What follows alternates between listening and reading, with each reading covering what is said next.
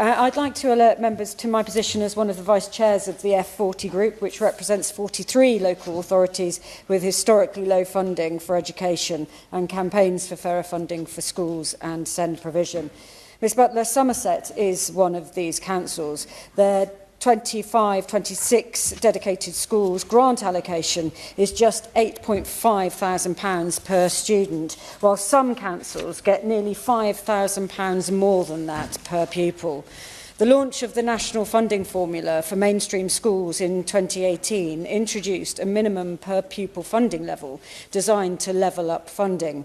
However, this has continued to lock in historical funding elements, preventing some local authority areas from receiving more funding.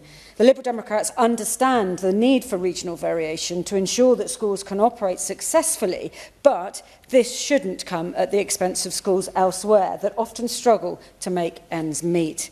As other honourable members have stated, the DSG is made up of 4 blocks. One of these is the high needs block that supports SEND provision for children in both mainstream and specialist schools. Somerset's 2025-2026 allocation of high needs block funding is £1,250 per student, over £2,000 less than the highest funded local authority.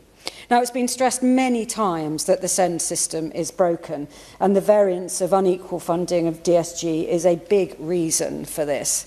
My inbox, like many other members here today, is full of correspondence from parents who are they all desperately want the best education for their children, but they're concerned and indeed deeply upset that their children's needs are not being met by their schools.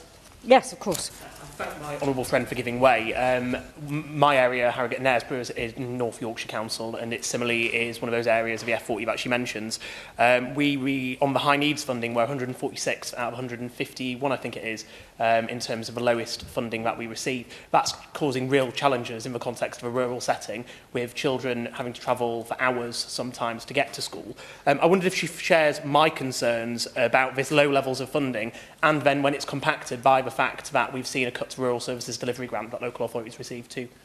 My honourable friend for his intervention, indeed, I will touch on that, but absolutely delivering education in a huge rural county. There are so many pressures, so many complexities within that, and he's absolutely right to bring that up. And if I can just give an example, or I'll give a couple of examples of children who are suffering and their education isn't being met in my constituency of Glastonbury and Somerset. One of them is Jensen from Ilchester. He's only 7 years old, but he's been experiencing severe mental health distress while awaiting a long overdue neurodevelopmental assessment.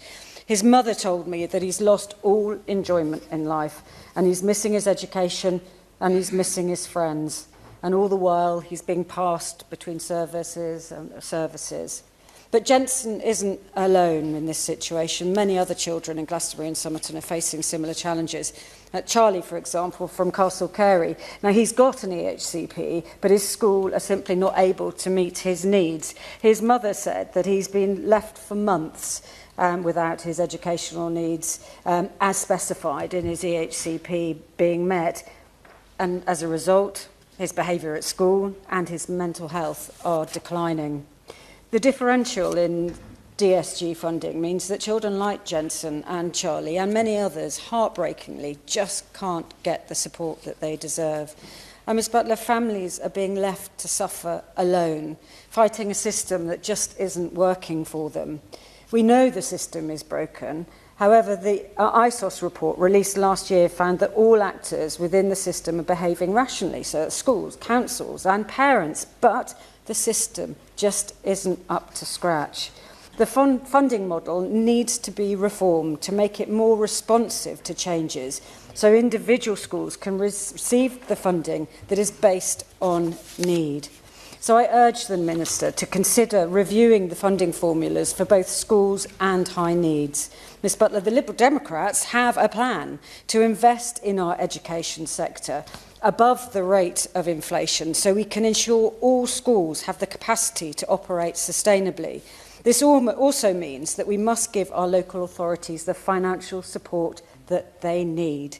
The previous Conservative government left schools to crumble, and force councils to do more with less, impacting our children's education.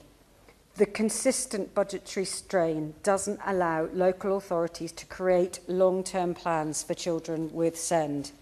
So we would also set up a dedicated national body for SEND to act as a champion for children with complex needs and ensure they receive tailored support. Without major reforms and changes to funding, we will continue to see a landscape with uneven funding where children are badly let down and schools cannot provide the support needed. So I urge the Minister to take action, invest in education, invest in our children and invest in our future. Yeah.